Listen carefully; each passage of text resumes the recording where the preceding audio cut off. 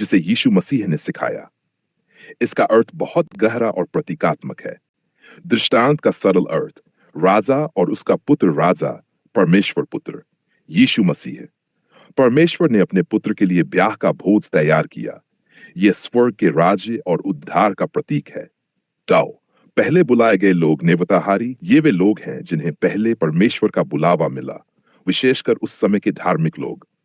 लेकिन उन्होंने बुलावे को ठुकराया, अपने काम, खेत, व्यापार को ज्यादा महत्व दिया, यहां तक कि दासों, भविष्यद्वक्ताओं को सताया।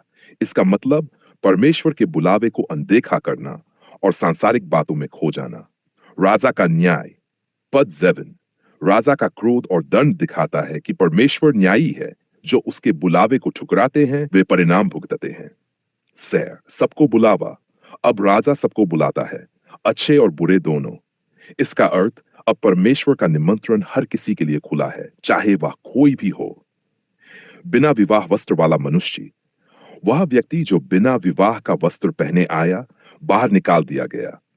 विवाह का वस्त्र क्या है? यह प्रतीक है धर्मी जीवन, सच्चा पश्चाताप।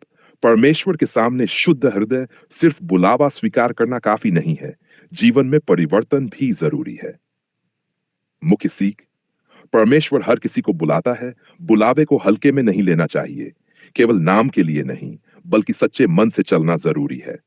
अंत में परमेश्वर न्याय करेगा।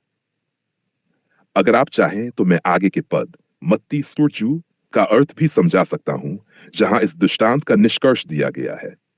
वह और भी गहरी सीख देता है।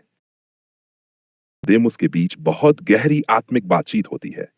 इसका अर्थ शारीरिक जन्म नहीं, बल्कि आत्मिक परिवर्तन है। नए सिरे से जन्म का अर्थ, जब यीशु कहते हैं कि नए सिरे से जन्म लेना जरूरी है, तो वे ये नहीं कह रहे कि इंसान फिर से मां के गर्भ से जन्म ले। इसका मतलब है अंदर से बदल जाना, पापी जीवन से हटकर नया जीवन शुरू करना, परमेश्वर के साथ नया संबंध बनाना।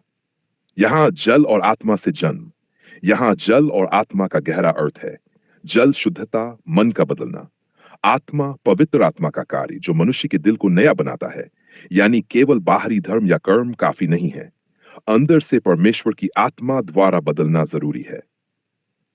शरीर से जन्मा, आत्मा से जन्मा। पद 6 शरीर से जन्म हमारा प्राकृतिक मानव जन्म, आत्मा से जन्म परमेश्वर की आत्मा द्वारा नया पवित्र जीवन। यह बताता है कि केवल इंसानी प्रयास से नहीं, बल्कि परमेश्वर की शक्ति से ही सच्चा बदलाव आता है।